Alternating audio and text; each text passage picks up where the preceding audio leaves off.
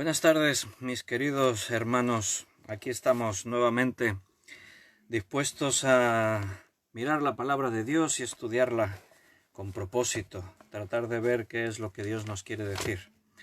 Hoy es domingo 26 de abril y es la segunda vez que nos vemos hoy, esta mañana ya como predicación, como culto dominical. Tenemos una buena costumbre los cristianos y es que el domingo, que es el día del Señor, nos detenemos para alabar a Dios, para celebrar y proclamar el nombre de Jesús. Y como cada domingo, aunque no nos podamos reunir en nuestros locales, hemos estado juntos esta mañana. Y ahora pues vamos a abrir la Biblia y vamos a estudiar como cada tarde. Alguno podría pensar, pues ya si hoy predicamos la palabra, pues ya está, ¿no? Pues nunca es suficiente. Si tenemos la ocasión de 2 veces en vez de una, mejor que mejor. Tendríamos la excusa perfecta para decir, bueno, ya hemos comido, ya nos alimentamos de la palabra esta mañana, pero la verdad es que nunca es suficiente. Cuanto más nos llenemos de la palabra, mejor. Así que me alegro muchísimo de veros ya por aquí nuevamente. Veo ya a los hermanos, a Mateo, a Cecilia, a Patricia, René. Son los saludos que empiezo a leer ahí, que estáis escribiendo. María Luisa, desde Chartres, en Francia. Y Gloria, desde Valls, España. Aunque es colombiana, pero vive aquí en Cataluña. Pues qué bueno que podamos estar juntos para seguir estudiando acerca de la oración. Vamos a continuar viendo. Débora, bienvenida también, y Beatriz también, veo vuestro saludo que estáis escribiendo en estos momentos. Y Gloria, ya lo dije. Ya veis que este será estamos en una serie, podríamos decirlo así, de estudios que tienen que ver con la oración. Y vamos a continuar viendo.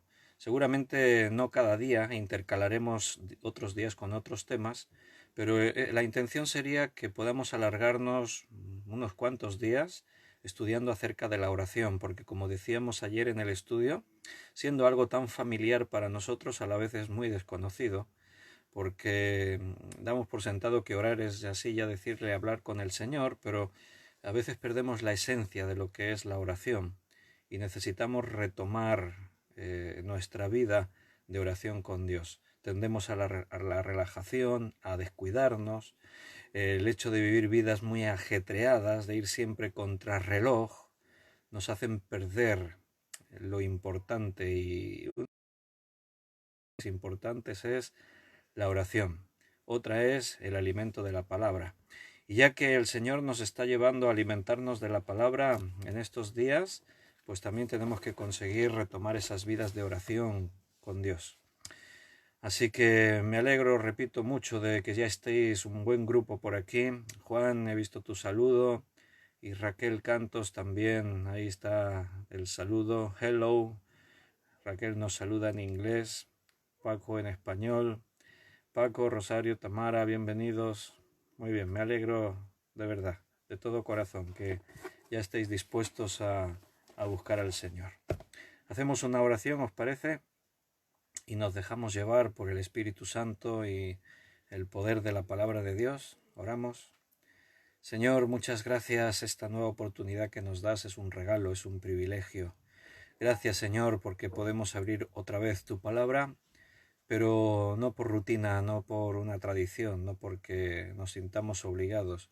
Por un lado lo necesitamos y por otro, Señor, deseamos ese alimento espiritual que viene de ti. Sabemos que tu palabra es poderosa y va a producir cosas nuevas.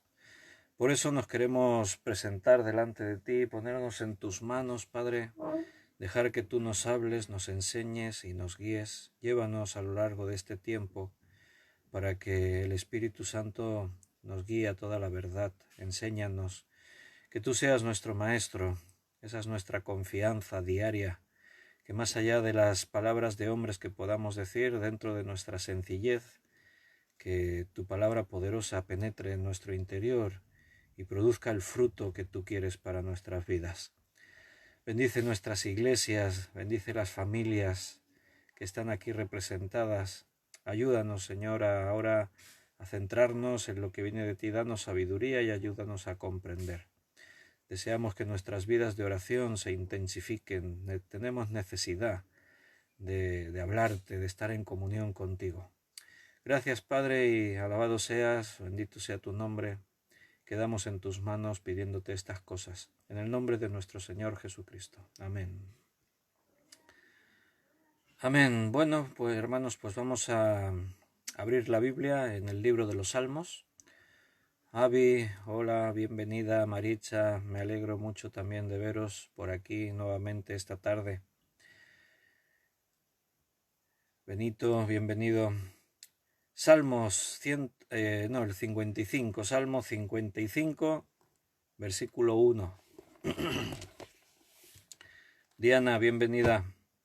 He visto las fotos de algunos, el Eric, lo he visto por ahí con la bici. Hoy que los niños nos han dejado ya que saliesen a la calle y hemos salido a dar algún paseíto con ellos, ¿verdad? Y bueno, después de tantos días de confinamiento, para ellos pues hoy ha sido un desahogo, pisar la calle, estar por ahí un poco por algún lugar. He visto que estabais por ahí en el campo, algunos que vivís cerca.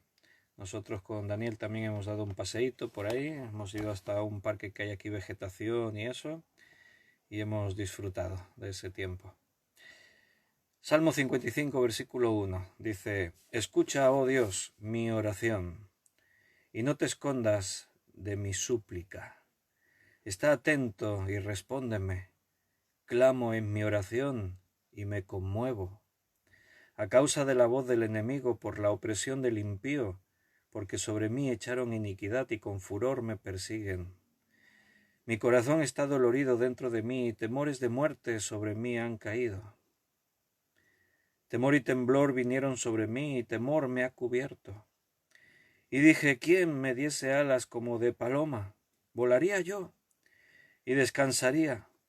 Ciertamente huiría lejos, moraría en el desierto. Me apresuraría a escapar del viento borrascoso de la tempestad. Destrúyelos, oh Señor, confunde la lengua de ellos, porque he visto violencia y rencilla en la ciudad. Día y noche la rodean sobre sus muros, e iniquidad y trabajo hay en medio de ella. Maldad hay en medio de ella, y el fraude y el engaño no se apartan de sus plazas. Porque no me afrentó un enemigo, lo cual habría soportado, ni se alzó contra mí el que me aborrecía, porque me hubiera ocultado de él, sino tú, hombre al parecer íntimo mío, mi guía y mi familiar, que juntos comunicábamos dulcemente los secretos y andábamos en amistad en la casa de Dios. Que la muerte les sorprenda, desciendan vivos al Seol, porque hay maldades en sus moradas en medio de ellos. En cuanto a mí, a Dios clamaré, y Jehová me salvará. Tarde y mañana y a mediodía oraré y clamaré, y él oirá mi voz. Él redimirá en paz mi alma de la guerra contra mí. Aunque contra mí haya muchos, Dios oirá y los quebrantará luego. El que permanece desde la antigüedad, por tanto no cambian ni temen a Dios. Extendió el inicuo sus manos contra los que estaban en paz con él. Violó su pacto. Los dichos de tu boca son más blandos que mantequilla. Pero guerra hay en su corazón, suaviza sus palabras para que el aceite, más que el aceite, mas ellas son espadas desnudas. Echa sobre Jehová tu carga y él te sustentará. No dejará para siempre caído al justo. Mas tú, oh Dios, harás descender a aquellos al pozo de perdición. Los hombres sanguinarios y engañadores no llegarán a la mitad de sus días, pero yo en ti confiaré. En la Biblia tienes muchas oraciones. Muchos hombres de Dios levantaron oraciones a Dios en tiempos de escasez, de necesidad, de angustia, de persecución, de violencia, de guerra. Esta es una oración de David. Es una oración que David levantó a Dios en tiempos de tristeza, cuando la traición había invadido su casa.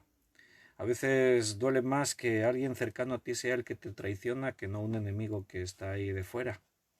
Y para David era una situación bien angustiosa porque se detecta ahí en las palabras que él levanta a Dios. Entonces está bien ver las oraciones de la Biblia y aprender de ellas, tomarlas a veces como modelo, no aprenderlas de memoria porque cada oración es particular. Recuerda lo que hemos visto ya anteriormente al estudiar acerca de la oración, que la oración sale de tu corazón, son tus palabras. Por eso Jesús no decía no hagáis de vanas repeticiones. Ya en los tiempos en los que la Biblia se escribió ya era costumbre utilizar oraciones hechas y repetirlas a Dios como un rezo, pero la oración sale del corazón al corazón de Dios. Son tus palabras, tus propias palabras las que decirle a Dios cómo te sientes, como aquí David estaba haciendo. Él manifestaba su angustia, él manifestaba su deseo de librarse de esta carga, de que los enemigos ya fuesen quitados de en medio y él poder descansar. Dice, si pudiera, ¿quién pudiera tener alas como paloma? Volaría yo y descansaría, o iría lejos. ¿Te has sentido así alguna vez? Pensando, si pudiese, o iría bien lejos. Por ahí, yo que sé, a la montaña, bien, algún lugar perdido por ahí que dejase atrás todos los problemas, los afanes, las tribulaciones, ¿verdad? Bueno, más de una vez hemos pensado así, y fíjate que no es nuevo de este tiempo. En la antigüedad a David ya le había pasado, si pudiera me iría bien lejos, si tuviera alas, volaría. Comienza el Salmo diciendo, escucha, oh Dios, mi oración, no te escondas de mi súplica, está atento, respóndeme, clamo a ti en oración y me conmuevo. Así se titula el estudio de esta tarde, escucha, oh Dios, porque cuando nosotros hablamos, Dios nos oye. Y nació en el corazón de hombres como David esa frase, escucha, oh Dios. Claro, yo no veo a Dios, no lo veo con mis ojos. Yo por fe creo que Él ahora nos está escuchando. Yo por fe creo que Él nos está guiando en el estudio. ¿Por qué? Porque lo dice la Biblia. Si la Biblia lo dice, ten por seguro que eso se cumple. Dios no es mentiroso. Todo lo que Él dice es verdad, la pura verdad. Pero claro, al no ver a Dios así cara a cara, yo ahora no os estoy viendo vuestras caras, pero estoy viendo vuestros iconos que tenéis en Facebook y estoy viendo vuestros comentarios. Ahí veo a Diana, veo a Nadia saludando, gloria a Dios. Veo a Juan Vázquez, así es, amén, dice. Entonces yo sé que estáis ahí. Un día que se me quedó esto, que no me aparecían los comentarios, de pronto me sentía extraño. Decía, oye, no sé si están ahí escuchándome o no están escuchándome. No sé si esto funciona o se desconectó y estoy aquí hablando solo. Y cuando tú sabes que hay alguien que oye, aunque no puedes ver su cara, es distinto. Entonces tú estás tranquilo, sabes que tu mensaje está llegando. Cuando yo le hablo a Dios, necesito saber que Él me escucha. Necesito tener la certeza que Él está con su oído presto a escuchar mis lamentos, mis quejas, mi alabanza, mi gratitud. Por eso la expresión natural del hombre es decirle al Señor, escucha, oh Dios, escúchame, estate atento, clamo a ti y necesito que me oigas. Decía en mitad del Salmo, tarde y mañana y a mediodía, oraré y clamaré. O sea, era su oración constante. Esa también es una cosa que hemos experimentado seguro muchos de los que estamos ahora aquí compartiendo este momento. En momentos de dificultad, de opresión, de amenazas, de situaciones bien complicadas es cuanto más oramos, ¿o no? ¿O no te ha pasado eso, mi hermano? A David le pasaba, por la mañana, al mediodía, por la tarde, en todo momento a ti clamaré y Él oirá mi voz. David sabía que Dios está escuchando. Cuando clamamos a Él, Él nos oye. Muchos salmos son oraciones. Hay salmos de alabanza, pero también hay salmos de petición, de reconocimiento. Mira, el Salmo 84, si avanzas un poquito más, en el Salmo 84, este es uno de los salmos de los hijos de Coré, y este salmo habla de la casa de Dios, del anhelo de estar en la casa de Dios. Y en medio del salmo, en el versículo 8, Dice el autor de este salmo: Jehová, Dios de los ejércitos, oye mi oración. Escucha, oh Dios de Jacob. Mira, oh Dios, escudo nuestro, y pon los ojos en el rostro de tu ungido. Hermosas palabras. Bueno, cuando ores, no necesitas adornar tus palabras, que parezca todo muy bello, muy hermoso. Claro, cuando oramos en público, pues la oración es distinta que como cuando estás en privado.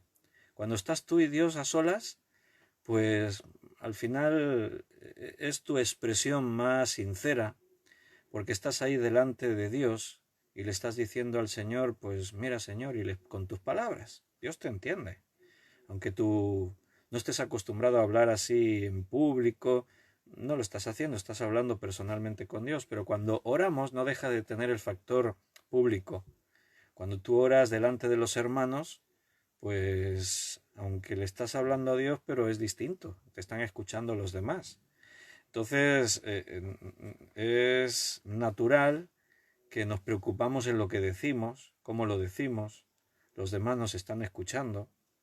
Hay pastores y predicadores que aprovechan al orar y vuelven a predicar, y ya que están orando, pues aprovechan ya y siguen predicando, ¿no? Hay hermanos que no se atreven. Yo me encuentro con hermanos que después de tiempo de creer, no se atreven a orar en público. No, es que no sé, te dicen, no sé orar así en público. Sí sabes, lo que pasa que te da corte, te da vergüenza, porque no hay que saber, simplemente dile a Dios cómo te sientes, háblale al Señor. Yo a veces he contado, porque hace muchos años, una vez que conocí al pastor, al hermano Manolo Espejo, que él está allí por Andalucía, por el sur de España, y él vino una vez a Barcelona de unas conferencias en las que yo estuve y le pude conocer, y me acuerdo que él contó su testimonio de cuando recién convertido comenzó a ir a la iglesia. Y él explicaba, dice, bueno, yo cuando comencé a ir a la iglesia, pues claro, yo llegaba allí, él era una persona culta, él era un estudioso, había estudiado para director de orquesta, se codeaba con gente de la cultura allí en Madrid, él viajó a Madrid pues para eso, para meterse en el mundo del espectáculo, de los famosos, de conocer gente, tomar contactos. Y él en ese ambiente, en ese contexto es cuando conoce al Señor y empieza a ir a la iglesia. Y a pesar de ser una persona culta y con habilidades así de comunicación y eso, pero claro, en el Señor no importa lo que tú seas en tu vida, cuando llegas a Cristo eres nuevo. Y él contaba, o sea, él decía, yo cuando fui a la iglesia, yo oía a los hermanos orar, que se levantaban en la reunión de oración entre semana, y oía a los hermanos, Padre, te doy gracias por tus maravillas, por todo lo que tú haces en mi vida. Y yo los oía orar así, yo pensaba, yo quiero orar como mis hermanos. Yo quiero orar como ellos. Yo quiero poderme levantar así, pero dice, no me atrevía, contaba él. No tenía valor de hacerlo. No, yo sabía que me iba a quedar ahí atrancado y no me iba a quedar trabado y no iba a saber decir nada. Dice, así que se me ocurrió algo. En la soledad de mi habitación, en la semana, dice, cogí papel, bolígrafo y escribí una oración. Claro, él era músico, era compositor, dominaba las artes, así que fue como escribir una canción. Dice, era un poema, era la oración, escogí las palabras más bellas, el sentido más hermoso, y escribí mi oración y me la aprendí de memoria. La memoricé durante todos los días de la semana, la estuve memorizando. Dice, y cuando volvió a ser la reunión de oración, pues ahí que llegué yo. Y me senté como todas las semanas y ya se levantó un hermano, oró, otro hermano por allí oró, otro por aquí oró y en seco pues me levanté yo y empecé a orar. Claro, dice, yo llevaba pocos días en la iglesia, llevaba semanas. Y entonces empecé a orar, pero mi oración no era una oración así que me salió espontánea. Yo la tenía memorizada, era un poema. Y entonces yo empecé, Dios del universo altísimo y poderoso, tuyos son los cielos y la tierra, los montes, todo lo que hay en ellos. Y empecé a orar así. Y claro, mis hermanos, dice, los hermanos de la iglesia estaban allí sentados escuchando Y claro, todos eran conscientes que este recién convertido. Y estaba yo orando con aquellas palabras tan hermosas y los hermanos, amén, amén, gloria a Dios. Estaban entusiasmadísimos. Realmente el poder de Dios obrando en el recién convertido, ¿no? Total, que al acabar pues todos lo felicitaron. Oh, hermano, qué poder, la presencia de Dios en tu vida, eso es un milagro, no sé qué. Y dice, y él contaba esto, ¿no? Y él decía, bueno, pues allí presumiéndose, bueno, no, claro, es que yo... Total, que pasa otra semana y a la semana siguiente pues él ya había escrito su otra oración, se la había aprendido de memoria y ya estaba preparado para recitarla. Entonces se levantó y lo mismo, palabras hermosísimas hasta con prosa y rima, orando, y los hermanos pues entusiasmadísimos, amén y gloria a Dios y aleluya, qué maravilla. Total, dice, estuve así varias semanas. Dice, cada reunión de oración los hermanos ya estaban esperando al San Juan de la Cruz, que se levantase y recitase sus poemas hermosos, sus oraciones preciosísimas, ¿no? Dice, y fue en una de esas reuniones de oración que de pronto yo estaba allí ya preparado para levantarme y recitar mi oración. Mi ego estaba alimentado porque me convertía en la estrella de las reuniones de oración. Dice, pero estaba yo allí y otros hermanos oraron antes que yo y dice, de pronto yo sentí que el Señor me tocaba en el corazón y me decía, anda que no eres hipócrita tú ni nada. Estás aquí tomándole el pelo a tus hermanos. Pasas porque es la inspiración del Espíritu Santo y de que mira qué poder de Dios, cómo pone en tu boca las palabras adecuadas y en realidad es mentira. Te estás escribiendo ahí todas las semanas tus oraciones, aprendiéndotelas de memoria, eres un hipócrita. Y no puedes hacer eso, estás engañando a tus hermanos. Dice, wow, y cayó la palabra de Dios, cayó como una pesada losa sobre mí. En ese momento me di cuenta que delante de Dios no podemos venir de esa manera, que la iglesia es otra cosa y la oración es otra cosa. Así que me levanté como cada reunión de oración y todos los hermanos ya estaban esperando escuchar las maravillosas oraciones, palabras que iban a salir de mi boca. Y lo que salió ese día pues no fue la oración que me había aprendido de memoria. Lo que salió ese día fue una confesión y le dije al Señor, Señor, perdóname, me he comportado mal, me he comportado falsamente, hipócritamente. Yo escribía las oraciones, me las aprendía de memoria, venía aquí y las recitaba. Y he hecho creer a mis hermanos que era el Espíritu que me llevaba a la oración. Y estoy avergonzado, muy avergonzado y aquí confesándolo delante de mis hermanos y pidiéndote a ti que me perdones y tal. Y nada, fue una oración sencilla. No hubo prosa, no hubo verso, no hubo palabras exaltadísimas. Fue una confesión y dijo amén y se sentó. Y al acabar, el efecto fue mucho más poderoso que las otras semanas, porque los hermanos se acercaron a él, le dieron las gracias por su sinceridad, lo abrazaron, lo bendijeron y reconocieron que Dios estaba haciendo una obra en su vida. Juan dice ahí en el comentario, es verdad, Víctor, a mí me cuesta orar en público. Bueno, no eres solo tú, Juan. Aquí yo conozco a alguno que otro que les cuesta, porque lleváis poco tiempo en el Señor y aún no habéis entrado en esa dinámica, en esa forma de orar. Entonces la oración en público es diferente a la oración que hacemos en privado. Tu vida se tiene que fundamentar por la oración privada entre tú y Dios. Esa oración, como decíamos ayer en el estudio, que se tiene que desarrollar durante todo lo que haces en tu día a día, cuando vas conduciendo, cuando estás en casa haciendo quehaceres domésticos, cuando estás en tu trabajo, cuando andas por la calle, en todo momento tu pensamiento siempre está activo, siempre está pensando, bueno, pues acuérdate que Dios está a tu lado, la presencia de Dios es real en tu vida. Puedes hablar con Él como hablas con un compañero que caminase a tu lado a hacer cualquier actividad. Dios está ahí, tienes que hablar con Él. Pero además, hermano, tenemos que coger la dinámica de aprender a encontrar esos momentos en los que, como decía Jesús, y tú entrando en tu aposento y cerrada la puerta, oramos a nuestro Padre que está ahí en lo secreto. Esos momentos también son necesarios. Vidas de oración. Por eso Pablo decía, orad sin cesar. No puedes estar 24 horas al día metido en tu habitación orando. Eso sería orar sin cesar. No puedes. Entonces, ¿a qué se refería Pablo? A eso, a vivir vidas de oración. En cualquier momento del día es bueno para orar.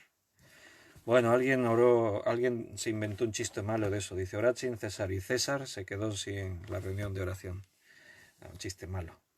Orad sin cesar, no, sin cesar. Eso es lo que Pablo dijo.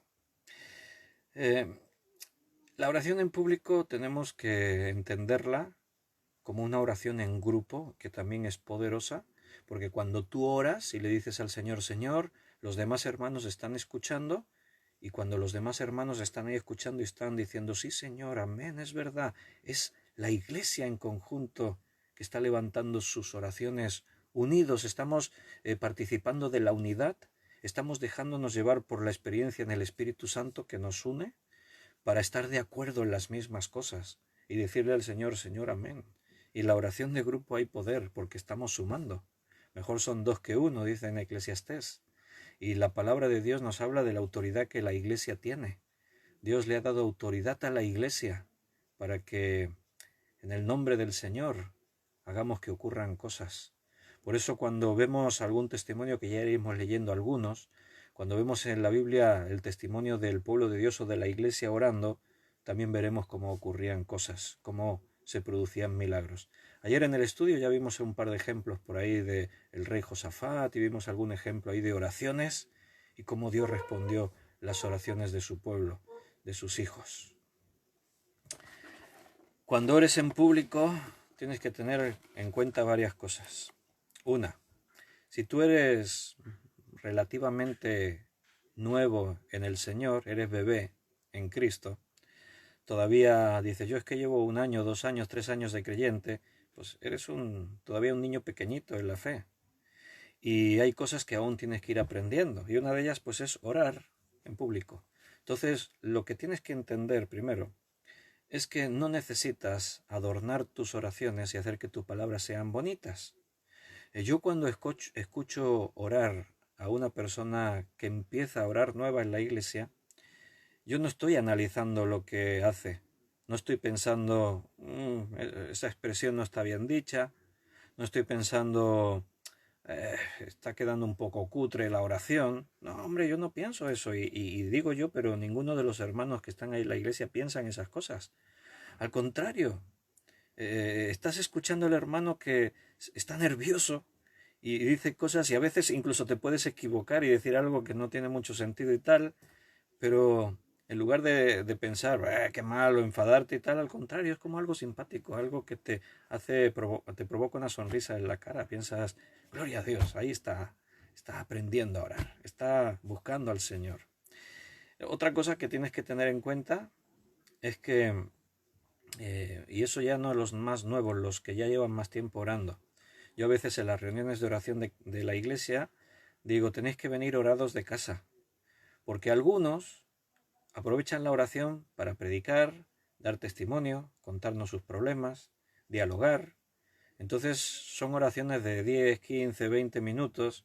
No, en la iglesia tampoco se puede hacer eso. ¿Sabes por qué? Porque no es práctico. O sea, por eso yo digo, tienes que venir orado de casa. ¿Por qué? Porque vienes con la necesidad y te pones ahí a orar y en una reunión de oración de la iglesia, como dice la palabra reunión, es para que haya participación. Si tú oras 20 minutos ya nadie tiene ganas de orar. Están aburridos. Están a los 2-3 minutos de una oración, te aseguro que si hiciéramos un test, tuviésemos conectado ahí al cerebro las neuronas cables con un ordenador, yo te aseguro que a los 2 o 3 minutos de una oración ya nadie te está prestando atención. Están todos pensando en sus cosas, están por ahí cada uno en sus asuntos. Tenemos que ser prácticos. La oración en grupo, la oración de iglesia, tiene que reunir unos requisitos. No es tu oración privada. En tu oración privada, exprésate. Si te estás ahí 4 horas, Dios sí que no se aburre ni se cansa de escucharte, te lo aseguro. Dios no pierde la atención de todo lo que le tengas que decir. Pero en la iglesia es distinto, porque hablamos con Dios, pero participamos juntos, tenemos comunión, es algo en grupo, tenemos que tener en cuenta cosas que son de sentido común, ¿verdad? Bueno, a veces son cosas, detalles que no se tendrían ni que decir. A veces estamos en la iglesia y decimos, vamos a hacer grupos y vamos a orar todos. Tenemos un grupo aquí, otro grupo aquí, otro grupo aquí, otro grupo aquí. Entonces nos ponemos a orar ahí, cada uno en su grupo de 5, 6, 3, 4 personas. Estamos ahí orando. Y de pronto yo que estoy en este extremo de la iglesia y estoy oyendo al que está orando allí en aquella esquina. Y Señor, te damos gracias porque tú eres y no sé qué. Y claro, todos los grupos están pendientes de aquel en lugar de estar pendientes del que está orando en su grupo. Cosas de sentido común, que no tendríamos que decirlo. Dios no está sordo. En la iglesia tampoco tienes por qué gritar para que Dios te oiga. Si te oyen los hermanos de tu grupito es suficiente. Los demás, cada grupo tiene que oír al que está ahí en lo suyo. Cosas que, repito, son de sentido común. No tendríamos que estar dando esas instrucciones. Pero tenemos que hacerlo, porque a veces no nos damos cuenta o no tenemos la inteligencia, ¿no? Entonces somos pacientes y nos adaptamos a todo eso. Bueno, no necesito deciros que es muy importante orar. Como iglesia, en privado, la relevancia de la oración en la Biblia está dada ya por sentado. No tenemos que buscar ahí, a ver, vamos a intentar encontrar en la Biblia donde se habla de la oración. Está en cada página.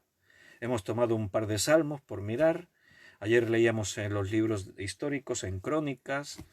Podemos ir de un lado al otro y tú vas a ver que la oración está presente en toda la Biblia, en todos los libros de la Biblia, en todos los personajes que aparecen en la Biblia, porque orar es relacionarse, hablar con Dios.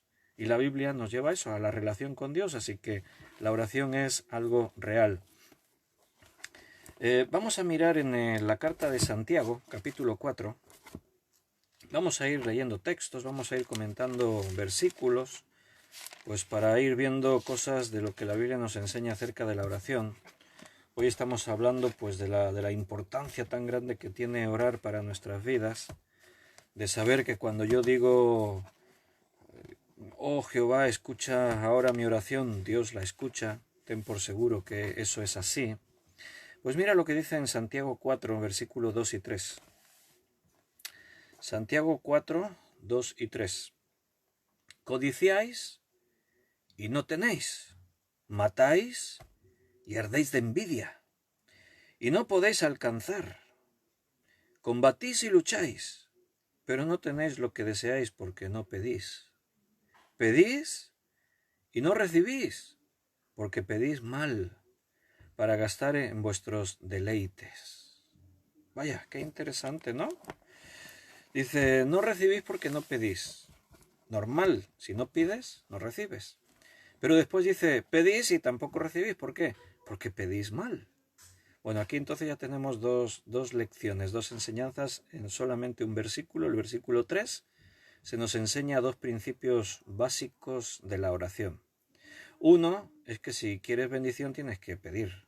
Si no, no lo recibes. Sí, es cierto que la Biblia dice que Dios sabe de qué cosas tenemos necesidad aún antes que pidamos.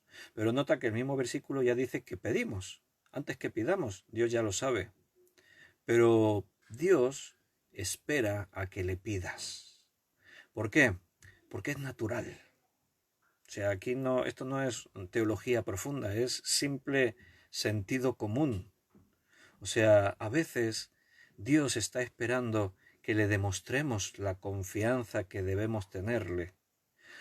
Yo puedo buscarme la vida por mi cuenta y puedo pedírselo a otras cosas, pero yo necesito centrarme y venir a Dios a demostrar que realmente confío en Él y dependo de Él. A Dios le gusta que tú le pidas las cosas. Dios espera que le demuestres esa confianza. Cuando tú te acercas a Dios a pedirle, a hablarle, bueno, te aseguro que para Dios es un gozo. La Biblia lo dice, allí en Apocalipsis, cuando Juan tiene la visión en los cielos, él comenta, dice que el humo del incienso que subía delante de Dios, dice que era la oración de los santos, que perpetuamente están delante de Dios. O sea, tus oraciones no van a un saco roto, a un vacío, no desaparecen por ahí en la nada. Tus oraciones suben delante de Dios y permanecen delante de Dios. Para Dios son importantes esas oraciones. Son realmente un tesoro, porque Él es nuestro papá. Y los que somos padres lo podemos entender, ¿verdad? ¿O no te alegra cuando tu hijo viene y te cuenta sus cosas y habla contigo? Cuando te manifiesta confianza y viene a pedirte lo que necesita, en lugar de buscárselo por ahí o pedírselo a otra persona extraña. A nosotros nos gusta como padres. Muchas veces nosotros como padres, antes de que nuestros hijos pidan las cosas, ya las proveemos. A veces somos nosotros los padres que te fijas y dices, uy, esos zapatos los tienes rotos, ¿no? Están ya muy desgastados. Entonces, sin que tu hijo te tenga que decir, papá, cómprame unos zapatos, tú ya vas y los compras. Otras veces no, porque, entre otras cosas, nosotros no somos como Dios omniscientes, no lo sabemos todo y a veces no nos damos cuenta de las necesidades que puedan tener nuestros hijos y necesitamos que nos informen. Pero más allá de saber o no saber, se establece comunión, relación. Por eso la oración es importante. Pedís y no recibís porque no pedís. Dios es como que está esperando. Él tiene las manos llenas de bendiciones para tu vida, pero está esperando que vengas a pedírselas. Pídele a Dios bendición. ¿Qué le puedo pedir? Pídele sabiduría. Aquí en Santiago lo dice, en el capítulo 1, versículo 5. Y si alguno de vosotros tiene falta de sabiduría, pídala a Dios, el cual da a todos abundantemente y sin reproche le será dada. Si quieres pedirle algo que seguro que Dios te va a dar, es sabiduría. Pídele a Dios sabiduría. Pero pídesela. O sea, Dios no nos da las cosas así a la fuerza. Somos entes libres, somos seres libres. Y Dios espera que nosotros tomemos la iniciativa. Y la segunda cosa que dice aquí es que pedimos y no recibimos porque pedimos mal. ¿Y qué es pedir mal? Lo dice el versículo. Para gastar en vuestros deleites. Y si no entiendes bien qué quiere decir eso, pues sigue leyendo. Normalmente la propia Biblia en el contexto se explica. Oh almas adúlteras, dice el versículo siguiente. Oh almas adúlteras, ¿no sabéis que la amistad del mundo es enemistad contra Dios? Cualquiera pues que quiera ser amigo del mundo se constituye enemigo de Dios. Ahora entiendo a qué se refiere cuando dice pedid para satisfacer vuestros deleites, vuestros deseos, las cosas del mundo, lo material, lo que es de la carne, a veces hasta pecados. Señor, dame dinero porque yo necesito cubrir mis deudas. Y no eres sincero con Dios porque no le estás diciendo también para qué quieres el dinero. Me quiero comprar el coche ese, el deportivo ese maravilloso que me gusta y quiero comprarme estos lujos y quiero hacer otras cosas. No, sí, bueno, pero le daré los diezmos al Señor. Somos muy espirituales y estamos dispuestos a compartir algo de los millones de euros que espero que el Señor me dé. Y ya, pues como veo que Dios se retrasa, pues ya me juego a la lotería. Porque, no, a lo mejor es que Dios me va a bendecir así. Hay hermanos que se compran el número de la lotería y lo ungen de oración y lo bendicen. Y un ritual, ¿no? Oh Señor, haz que me toque este número de la lotería, porque... Mira, una de las cosas que Dios no suele hacer es intervenir en el azar, es intervenir en el curso de la vida, así tal como las cosas tienen que ocurrir por sí solas, porque entonces Él rompería uno de los principios. Es más, él ha establecido que nadie puede intervenir en eso, porque si Satanás pudiese intervenir en estas cuestiones, pues Satanás estaría haciendo que le tocase el número de la lotería, el premio gordo, a los que a él le interese, para abundar más en la maldad y en el pecado. El azar es azar. No depende de la influencia ni de Dios ni de los enemigos de Dios. Es pura matemática, estadística, ocurre y ocurre. Le puede tocar a esto, le puede tocar al otro. Pero por orden de probabilidades, la probabilidad de que te toque un premio de la lotería es escasísima. Te puedes pasar años y años y años gastando y gastando dinero. Y si hubieses ahorrado todo ese dinero que te estás gastando en jugar a la lotería, si lo hubieses ahorrado en una hucha vas poniendo, tendrías un montón de dinero, seguro. Porque hay personas que juegan a las loterías, Pero ¿es malo jugar a la lotería? Bueno, no es que sea ni bueno ni malo. Lo malo es poner tu confianza en algo de este mundo en lugar de poner la confianza en Dios. ¿Crees que Dios no te puede dar lo que necesitas? Si tienes necesidad de abundancia, Dios te dará abundancia, pero si tienes que pasar por escasez, Dios te dará escasez. Lo que no te va a dar Dios abundancia si en tu corazón hay codicia, si hay sentimientos negativos de utilizar mal esas riquezas. Abraham era riquísimo y la Biblia no dice que ser rico sea malo. Lo que la Biblia dice que es malo es el amor al dinero, que es distinto. Pero claro, la gran mayoría tienen amor por el dinero y eso es un problema, porque nos volvemos codiciosos, el ego aún se infla más en nuestra vida y empezamos a utilizar mal el dinero. Empiezas a gastar el dinero en cosas que no eran necesarias. Es difícil tener dinero y no administrarlo con la sabiduría adecuada. Por eso Jesús decía que es más difícil que un rico entre en el reino de los cielos que un camello pase por el ojo de una aguja. Esas ventanitas estrechas, esas puertas pequeñitas y estrechas que había en las murallas de las ciudades, se llamaban aguja. Era difícil hacer pasar a un camello por ahí. Bueno, pues es difícil que un rico entre en el reino de los cielos. ¿Qué te parece si creyeses que la riqueza te impediría entrar al reino de los cielos? A pesar de eso, ¿querrías seguir siendo rico? Como aquel hombre rico que vino a Jesús y le preguntó, Señor, ¿qué tengo que hacer para heredar la vida eterna? Y Jesús le dijo, guarda los mandamientos, le cita allí 3 o 4 mandamientos. Este hombre rico dice, todo eso lo he guardado desde mi juventud. Y Jesús le dice, te falta una cosa. No le faltaban 3 o 4, no, una cosa es la que te falta. Vende todo lo que tienes, dáselo a los pobres y ven y sígueme. ¿Y qué hizo el hombre rico? Se dio la espalda y se marchó. Triste, porque no había recibido la respuesta que a él le hubiese satisfecho. Lo confrontó con aquello que era realmente su problema y aquella era la cosa que le faltaba. Le faltaba entregarle a Dios sus riquezas y no estaba dispuesto, no estaba preparado. Recuerda que Dios espera que se lo entregues todo a Él. Si hay algo en tu vida que te lo ha guardado para ti, ahí es donde Dios te está pidiendo, entrégame eso también. Una cosa te falta, dame eso. Dios espera que se lo entregues todo. ¿Por qué? Porque no puede haber nada más importante que Él y su obra. Pedís y no recibís porque pedís mal, para gastar en vuestros deleites. ¿A qué se refiere? Pedimos para nuestros caprichos, para las cosas que tienen que ver con la carne. Y además a veces no pedís porque no recibís porque no pedís. Tenemos que pedir. Muy bien. Hay un himno que dice, el título es Oh, qué amigo nos es Cristo, un himno clásico de estos de toda la vida. Oh, qué amigo nos es Cristo. ¿Te suena ese himno? Sí, yo sé que algunos os lo conocéis. Pues dice una estrofa en este himno, dice, vive el hombre desprovisto de paz, gozo y santo amor. Esto es porque no llevamos todo a Dios en oración. A veces estamos desprovistos de las cosas que nos faltan y es porque no pedimos. No recibís porque no pedís. Pero mira lo que dice el himno. Estos himnos eran himnos que se fundamentaban en la Biblia.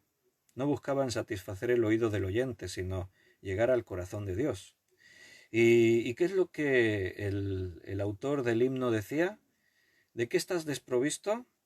De coches lujosos, de buenos sueldos y cuentas bancarias abultadas ahí en el banco con mucho dinero, de hogares lujosos y todo tipo de... No, el hombre está desprovisto de paz, de gozo, de santo amor.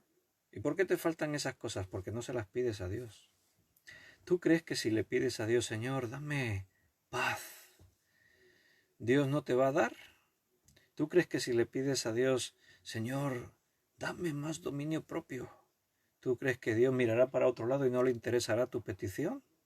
Si tú le pides a Dios sabiduría, como antes le estábamos comentando, o si tú le dices, Señor, dame de tu amor, ¿crees que Dios no te dará de su amor? Si tú le pides las cosas que son buenas para tu vida, Dios te las va a dar, pero Dios espera que se las pidas. Tenemos delante nuestro un desafío, hermanos. hay que poner en marcha el motor de la oración. Tenemos que aprovechar la riqueza sin límite que tenemos a nuestro alcance, la oración. Vamos un momentito al Evangelio de Lucas, capítulo 10. Sígueme. Tienes la Biblia, ¿verdad? Estás tomando notas. Sí, lo sé porque os veo. Os estoy viendo. Bueno, no os veo realmente con el espíritu, sí os veo. La fe que tengo.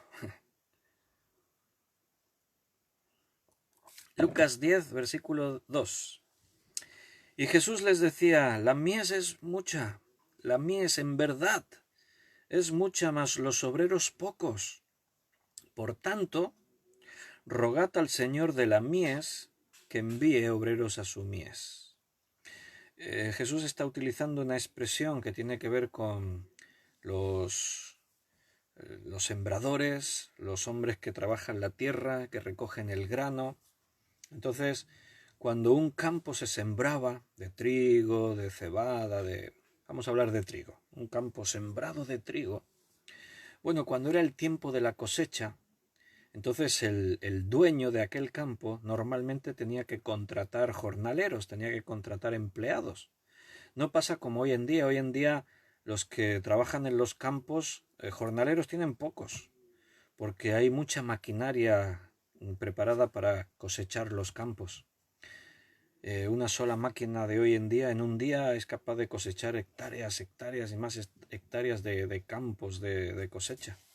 Pero en aquel tiempo todo se hacía a mano. Entonces, cuando la mies estaba madura, cuando los campos cuando el trigo ya había cogido ese color dorado, ya estaba maduro, era el momento de segar. Así que se necesitaban obreros, se contrataban. Pero aquí Jesús está utilizando ese lenguaje del campo para referirse a lo espiritual. Y la mies son las almas, son las personas que están ahí necesitando ser salvas. Y la iglesia somos los que tenemos la responsabilidad de predicar el Evangelio y de cosechar las almas que están dispuestas a creer y hacer de ellos discípulos. Entonces, la mies en este caso es mucha y los obreros son pocos. Esa es la triste realidad. Que vivimos en un mundo donde el porcentaje de personas que no tienen a Dios como su Salvador es muchísimo más grande que los que ya han creído. Los que han creído son muy pocos. Los que están sin Cristo y por lo tanto están condenados, si mueren hoy se condenan por toda la eternidad, son muchísimos. Imagínate el mundo como un tremendo campo de trigo, que ya está maduro y tiene que ser cosechado, pero no hay obreros para cosecharlo. No hay gente que lleguen ahí con las hoces y metan en la hoz y empiecen a sacar el grano. No está. Esa es una necesidad. ¿Sabes qué hay que hacer ante la necesidad? Ante las necesidades espirituales, ¿cuál es la solución que aquí Cristo está planteando? Oración. Rogad al Señor de la mies que envíe obreros a su mies. El campo está listo y hay que recogerlo. El dueño de ese campo tiene que traer a los obreros, enviarlos para que cosechen el campo. En este caso, el Señor de la mies es el Dios de los cielos. El mundo le pertenece a Él. Él tiene que enviar a los obreros. ¿Dónde están los obreros? Hay que pedirle a Dios que salgan esos obreros. ¿Hay una necesidad? Tenemos que orar. Ante las necesidades, ¿cuál es la solución que Dios propone? Oración. ¿Sabes? Ocurren dos cosas al orar de esta manera. Cuando tú estás orando y estás diciendo, Señor, la mies es mucha y los obreros pocos. Por favor, envía más obreros a tu mies. Cuando tú estás diciendo, mi ciudad es grande, hay pocos creyentes y en cambio hay muchos inconversos. Necesitamos más obreros para que prediquen y recojan el fruto, para que trabajen la tierra. ¿Sabes lo que estás diciendo? Estás diciendo, Señor, cuenta conmigo. Eso es lo que estás diciendo en primer lugar. Porque espero que tu pensamiento no sea, Señor, envía a otros. No, la necesidad está ahí y tú eres parte de la solución. Tus oraciones moverán cosas a tu alrededor, pero también moverán algo dentro de ti. La mies es mucha y los obreros pocos. La oración no es suplementaria, es fundamental. Jesús no dijo, id a buscar obreros. No dijo, rogad al Señor de la mies. Pedid, orar. La oración es el punto de partida. No es... Y además de todo lo que vamos a hacer, oraremos. No tenemos que pensar así. La oración tiene que ser lo primero. Tenemos que partir de ahí de la oración. Mira, hombres de Dios que han vivido en el poder de Dios, que han sido usados por Dios, entendieron este principio que estamos aquí estableciendo esta tarde. Gente como Billy Graham, por ejemplo.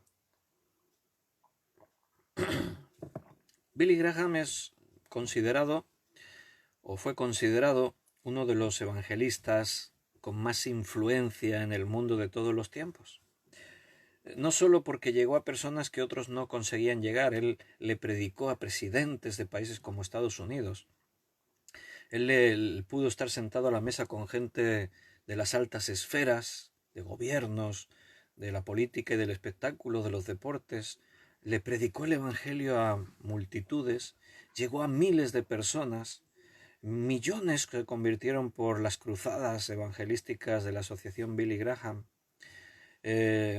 Muchos hemos podido ver en las películas de Decisión cuando yo me convertía y salían las predicaciones de Billy Graham.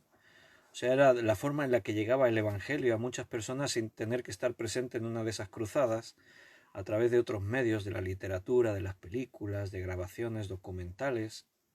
Entonces, bueno, la obra que se hizo a través de un hombre, Billy Graham, con lo que se extendió en su asociación y, bueno, algunas veces pues le preguntaron, Billy, ¿cuál es el secreto del éxito de las cruzadas?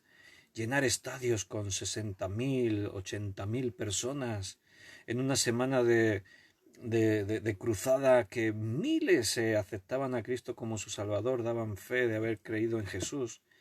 Y le preguntaron una vez, Señor Billy Graham, ¿cuál es el secreto de este éxito? Y él dijo, mira, el secreto son 3 cosas. Os las voy a decir. Ahí estaban todos expectantes, los periodistas, todos ahí dispuestos a tomar notas. Nos va a decir el secreto. Preparados, 3 cosas. Dijo, la primera, orad. La segunda, orad. Y la tercera, orad. Oración, oración y oración. Yo creo que más de uno se decepcionó. Ese es el secreto. Pero esa era la verdad. Billy Graham entendió que el secreto del éxito de esas cruzadas no era la estrategia, no era la organización, era la oración. Y hermano, yo lo viví, y algunos de los que me estáis escuchando ahora, que sois de la iglesia de Valls, de aquí en Tarragona, en Cataluña, España, vivimos esa experiencia. ¿Sabes por qué? Porque yo y otros que me estáis escuchando creímos en el Señor Jesucristo en una campaña de Decisión, que es un grupo que tenía una relación directa con la Asociación Evangelística Billy Graham. Y aplicaban los principios de esta organización. Entonces,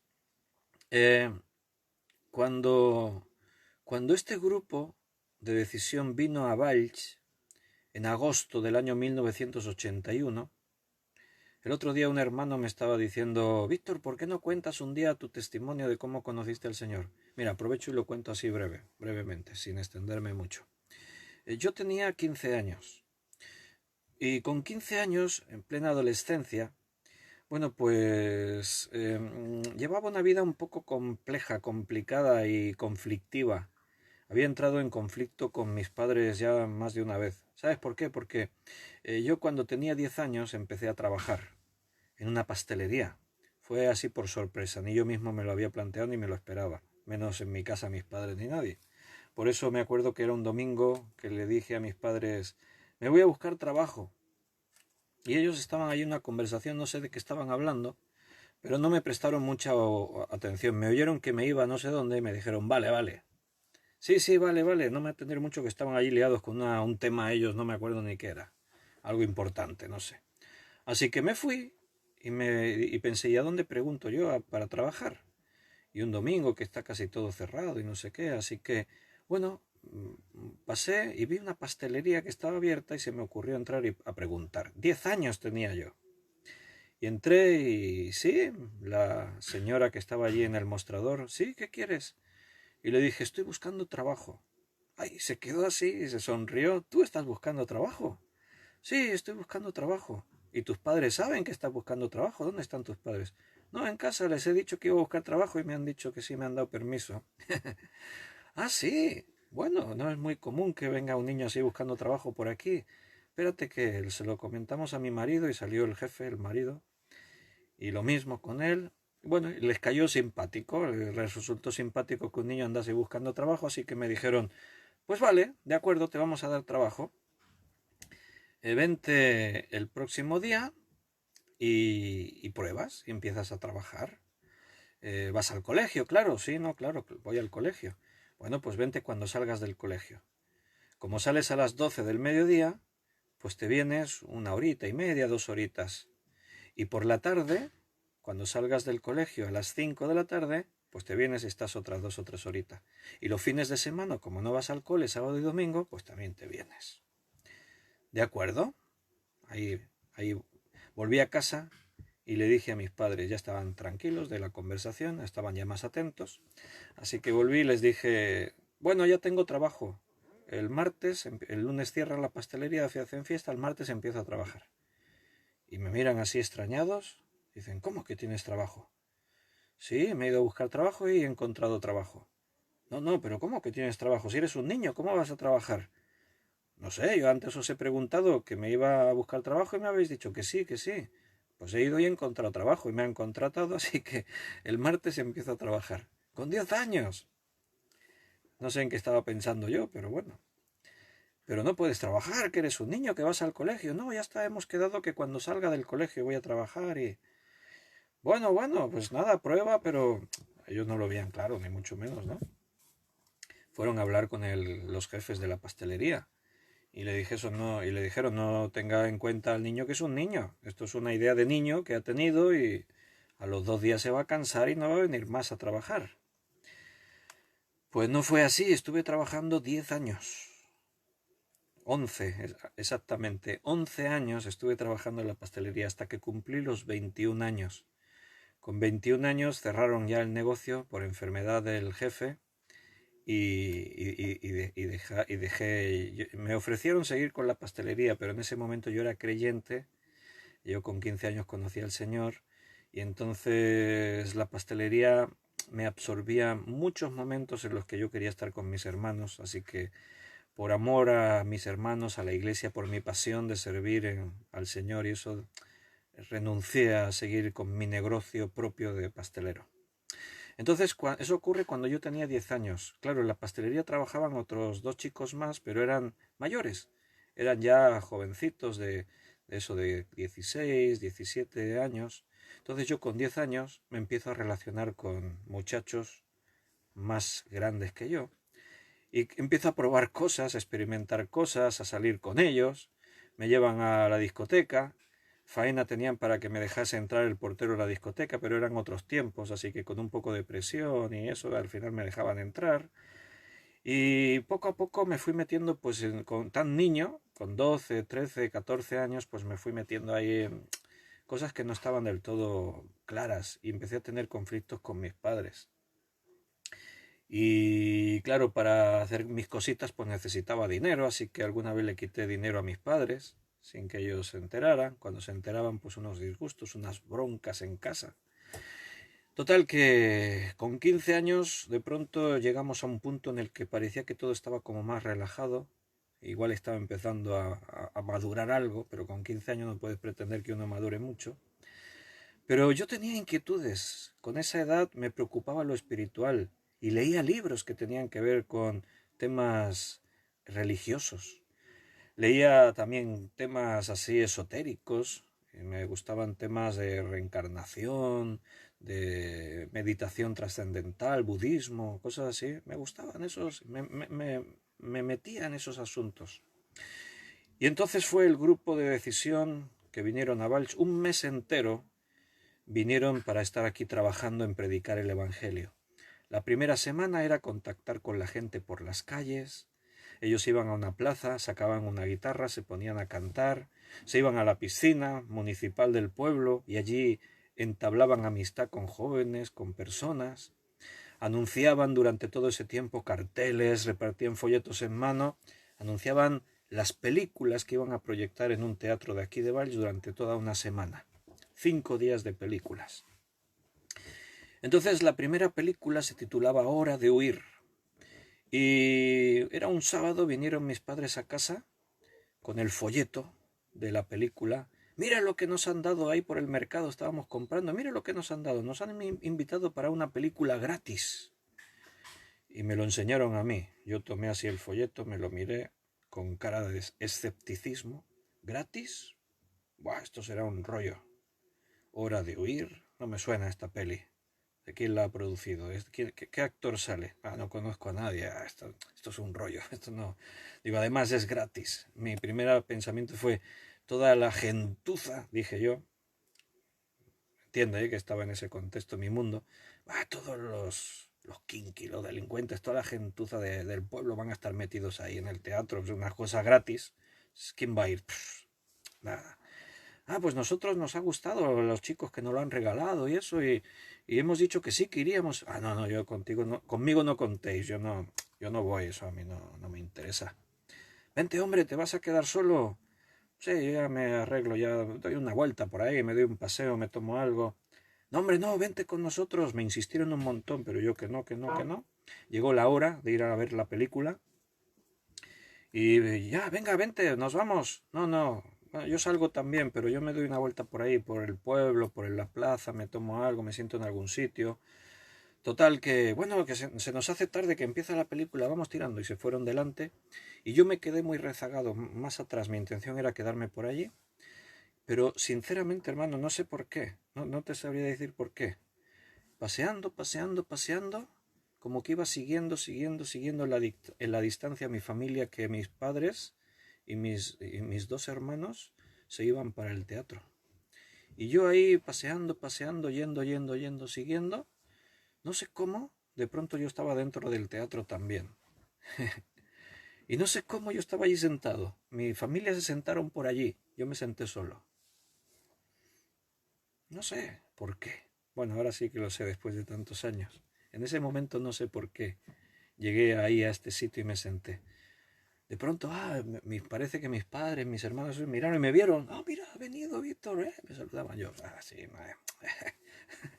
me hacía el duro. No es para mí. Bueno, por curiosidad, he venido por curiosidad a verlo y tal.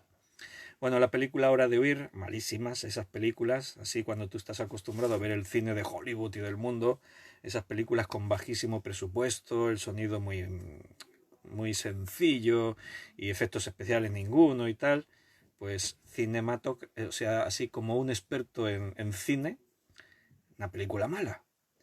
Pero el mensaje de la película me partió por la mitad, porque hay un joven rebelde que conoce una chica estudiante universitaria, pero él pasa de estudios y de historias, él va a lo suyo, se ha peleado con sus padres, se ha marchado de su casa, vive en su furgoneta, imagínate. Pero esta chica creyente le invita a una cruzada de Billy Graham. Él tiene sus historias con ella. No me comas el coco, yo esas cosas de Dios, esto no va conmigo, hombre, soy un tío joven, estas cosas, yo pienso en otras. Pero al final él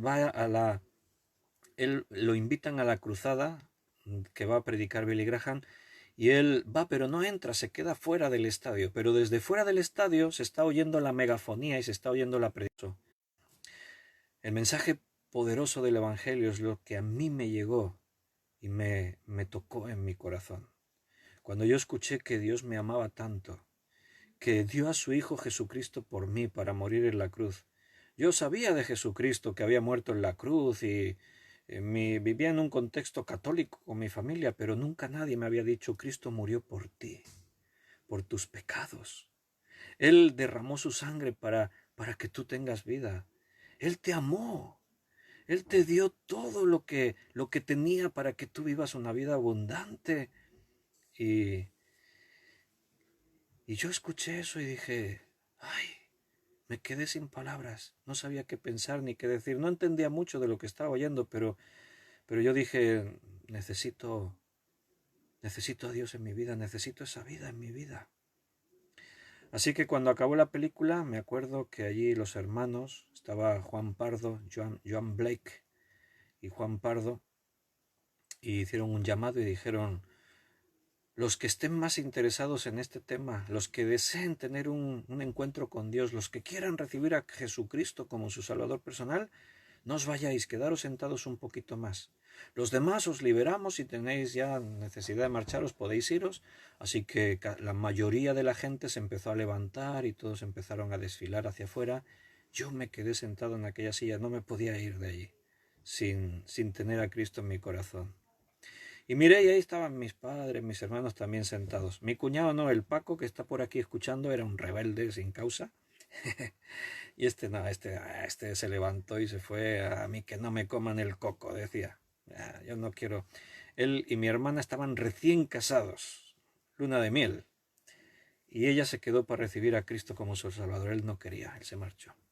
Pero ahí me quedé y seguí la oración que el hermano dijo. Seguid esta oración y cuando terminé me felicitaron, me abrazaron, me sonrieron y yo no sabía bien qué estaba pasando, pero yo me sentía feliz, alegre, contento. Yo me sentía especial porque algo nuevo tenía en mi vida. Bueno, pues así fue como conocí al Señor como mi Salvador personal y cómo mi vida cambió.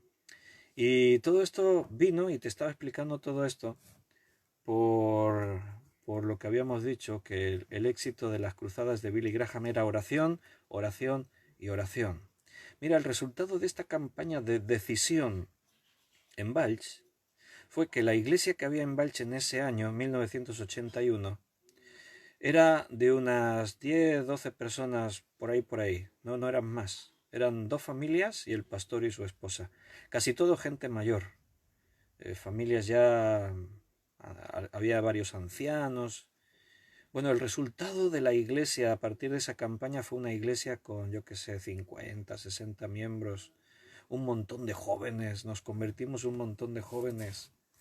Bueno, ¿cuál fue el éxito de esa campaña? Mira, los hermanos de Decisión hacían lo mismo. Se pasaban un año orando por Valls. O sea, cuando ellos escogían de una campaña, ya escogían la siguiente. Cuando sabían a qué pueblo iban a ir al año próximo, ya empezaban a orar por ese lugar.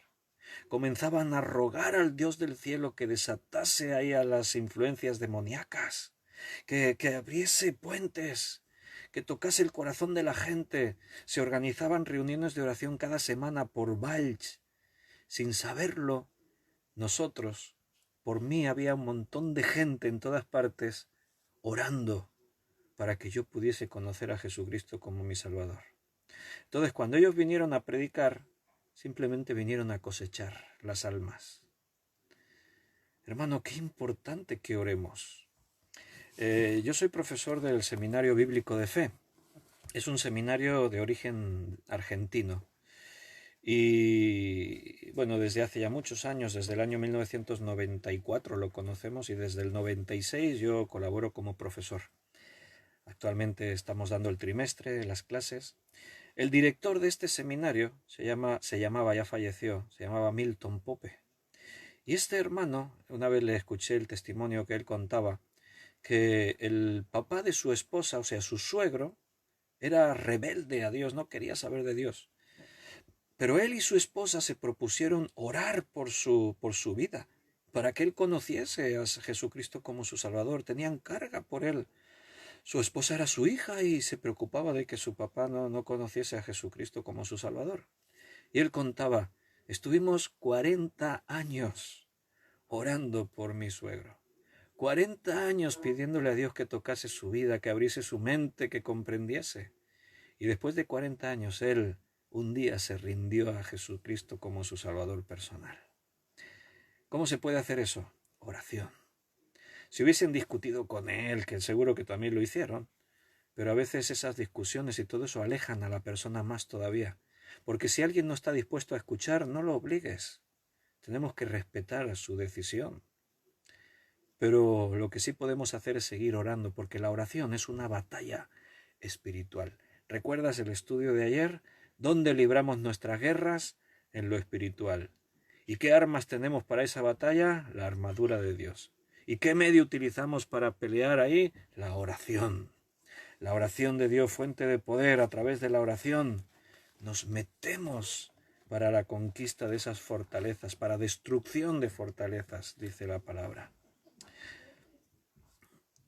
Segunda de Crónicas, capítulo 7. Es un versículo muy conocido, el central. Vamos a leer dos versículos. El 14 creo que es muy conocido. Vamos a leer el 13 y 14. Segundo libro de Crónicas, 7, 13 y 14. Cantamos un canto de este versículo. Ahora ya os he dado pista. Seguro que ya muchos sabéis a qué canto me refiero. Sí, mi pueblo sobre el cual mi nombre es invocado. ¿Verdad que lo sabéis algunos? Mira cómo dice. Versículo 13, capítulo 7.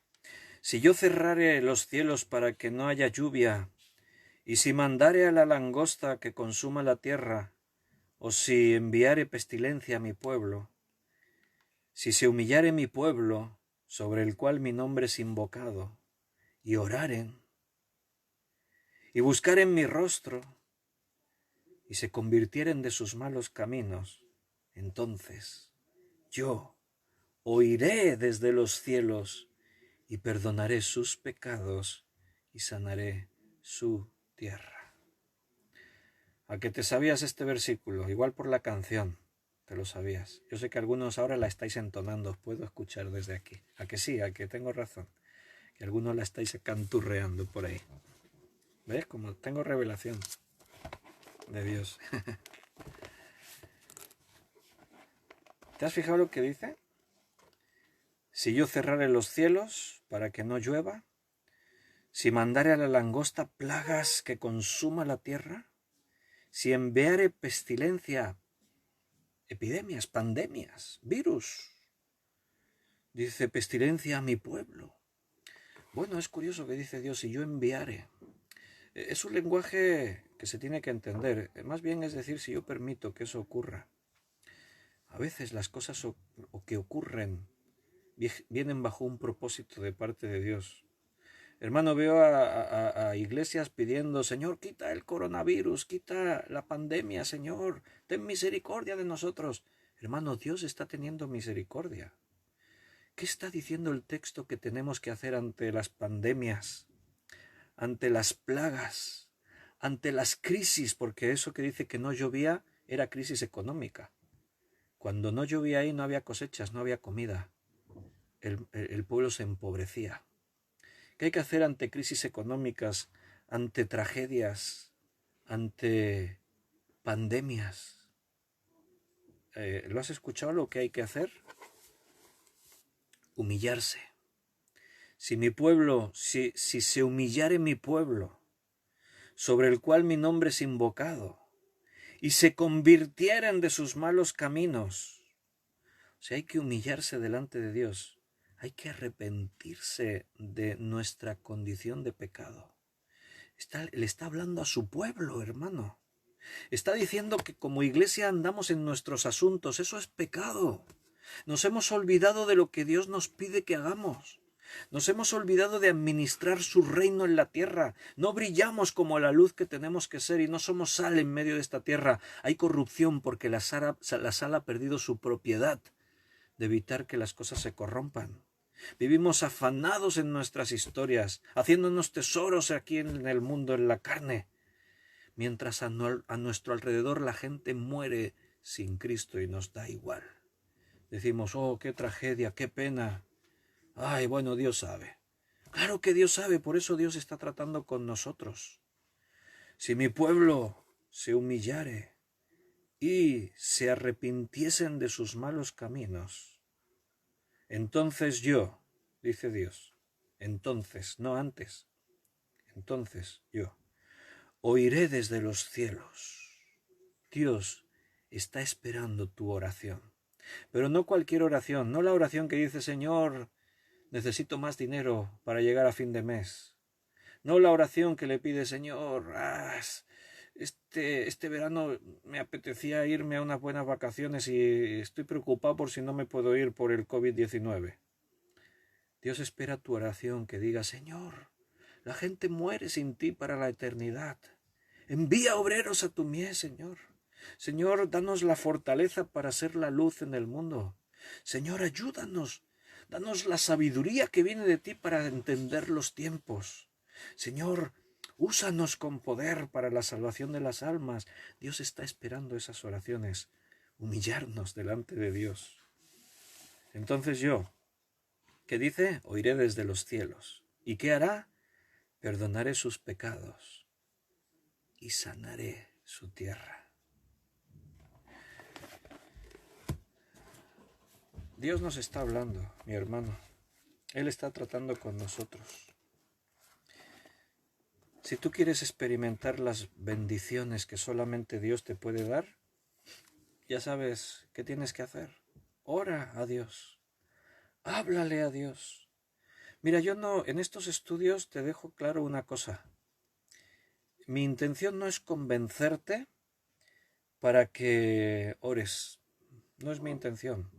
Mi intención, creo que guiado por el Espíritu Santo, esto no es mi pensamiento. Mi intención es mostrarte la realidad de la necesidad que tienes de orar. Esa es la cuestión. Yo no te quiero convencer de que a partir de escuchar estos estudios digas, vale, me ha convencido, voy a orar. No es mi intención. Mi intención es que te des cuenta, que abras tus ojos, de que te falta el aire que da vida a tus pulmones. La oración es como la respiración en tu cuerpo. Que te des cuenta que estás ahí con la respiración contenida y te estás asfixiando, te estás poniendo morado y está a tu alcance, solo tienes que llenar tus pulmones, solo tienes que dejar que la oración fluya hasta Dios y empieces a ser bendecido, que empiecen a ocurrir cambios en tu vida, que se empiecen a desatar las cadenas que te están ahí oprimiendo, que te han quitado el gozo, que te llevan a la turbación, a la preocupación, al afán por las cosas de la vida, que realmente de pronto te liberes de toda esa opresión del diablo, que dejes de luchar contra la corriente de este mundo y te sientas libre porque Él te hizo libre, no te tienes que ganar la libertad tú por tu cuenta. Nuestro problema es espiritual, no es carnal. Nuestra lucha no es contra carne y sangre, es contra principades, contra potestades, contra gobernadores de las tinieblas, contra huestes espirituales de maldad. ¿Por qué oras normalmente cada día? ¿Cuáles son las oraciones que levantan todos los días los creyentes a Dios? ¿Por necesidades físicas? ¿Por necesidades financieras? Ay, Señor, que no me encuentro bien, sáname. Ay, Señor, que mis cuentas, mis deudas, mi trabajo, mis problemas. Casi siempre nuestras oraciones están llenas de esas necesidades terrenales. Pero nuestros problemas son espirituales. ¿Te acuerdas ayer cuando estudiamos Efesios 6? Y decíamos, por tanto, tomad toda la armadura de Dios. ¿Por tanto qué? Por tanto, ¿de qué he hablado anteriormente? Del matrimonio, de la familia, de las relaciones de unos con otros, donde el diablo desarrolla su guerra contra nosotros, allí donde más daño nos hace, donde nos quiere destruir. Por tanto, estás ahí con tus problemas no son las discusiones con tu esposa, tu esposo. Detrás de esas discusiones hay un problema espiritual. Echa mano de tu armadura, pero no te olvides de orar. ¿Por qué oraba Jesús, decíamos ayer? Para que tu fe no falte. Jesús oraba para que estuvieseis cerca de Él, para que nos dejásemos llenar de Él, para que no pusiésemos nuestro corazón en las cosas del mundo, sino en las espirituales. Estamos tan afanados, tan ocupados, que nos olvidamos de lo que es imprescindible. Llenarnos de la palabra de Dios, orar a Dios. Si fuésemos conscientes que todos nuestros problemas vienen del mundo espiritual, seguro que pasaríamos más tiempo orando. Por eso mi intención es que abramos nuestros ojos y nos demos cuenta que nuestro problema es que nos hemos descuidado en orar y en llenarnos de la palabra y de la presencia de Dios. Hermanos, hemos llegado, tengo muchas más cosas para hablar y decir, pero creo que por hoy es suficiente. Tengo ahí un texto muy interesante para reflexionar que se encuentra en Nehemías. Te lo estoy compartiendo porque lo estudiaremos en el próximo estudio, pero te lo estoy diciendo ya porque a lo mejor te animas y lo lees tú por tu cuenta ahí en casa, algún ratito que tengas esta noche, mañana. Vamos a meditar mañana en Nehemías capítulo 1. Ahí hay una oración buenísima. Léetela en casa. Así ya vienes leído mañana. Ven orado también. Ven ya con los deberes hechos. Métete ya en la palabra de Dios también en ratitos durante todo el día. Pero ánimo, no me faltes mañana. Yo no recibo nada, no cobro por cada uno que están aquí escuchando. Me tendría que dar lo mismo, pero no me da lo mismo porque te amo y porque me llenas y me bendices. Cuando veo ahí tu comentario, cuando sé que estuviste ahí, de pronto siento que formamos parte de lo mismo. Te siento cerca de mi espíritu, de mi corazón, y me bendices. Entonces, ánimo, no te descuides mañana a las 8 de la tarde. Ahí nos vamos a ver otra vez y vamos a seguir escuchando esta palabra. Y cuando te hablo a ti, me refiero a ti, a todos los que me estáis escuchando. Porque alguno puede decir, bueno, pero yo no soy miembro de la iglesia, esto le está hablando a sus miembros de la iglesia, que es el pastor y tal. No, te estoy hablando a ti. Yo después cuando veo vuestros comentarios, o a veces sin verlos, veo los que estuvieron ahí conectados, yo me alegro, me gozo de ver que está ahí tu nombre. Igual alguno se conectó unos minutos y se desconectó luego, no lo sé, ¿eh? Ni es mi preocupación, Dios sabe, Dios conoce, la obra es suya. Pero a mí me alegra en el corazón saber que hay gente con hambre de la verdad y que están buscando. Y me recuerda pues mi testimonio que te he compartido antes. Sin saberlo, sin buscarlo, Dios me fue llevando hasta el lugar donde yo necesitaba llegar para que me dijesen, yo te amo, para que Dios me dijese, yo te amo, yo tengo un plan para tu vida, yo quiero tenerte muy cerca de mí, quiero que seas mi colaborador. Necesitaba escuchar eso, tú necesitas escuchar eso. Nosotros solo somos simples herramientas, yo soy una herramienta. Dios te habla, no es Víctor hablándote, es Dios que me usa a mí como puede usar a cualquiera de vosotros para compartir el Evangelio, para que el mensaje poderoso de su palabra llegue hasta tu corazón. Un abrazo fortísimo. Yo también agradezco mucho que estéis ahí cada día y que oréis por mí también y los unos por los otros. Si Dios quiere, mañana a las 8 nos volvemos a ver y seguimos perseverando en la oración. Recuerda, si tienes un ratito, léete el capítulo 1 del libro de Nehemías. Y bueno, y además tus devocionales y tus cosas, claro, no te descuides. Padres de familia, guiad a vuestras familias también ahí a la presencia del Señor. Sed ejemplo a vuestros hijos. Hijos, obedeced en todo a vuestros padres. No os peleéis entre los hermanos. En el rostro de Dios hay una sonrisa cuando os ve disfrutando de ese amor entre hermanos, entre familia. Bueno, me callo, no me extiendo más porque si no, se nos va el tiempo.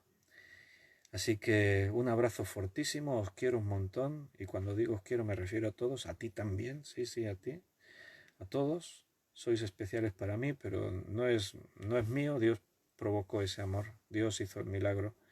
Por eso estáis en mis oraciones. Que Dios os bendiga. Voy a desconectar. Mañana nos vemos. Un fuerte abrazo.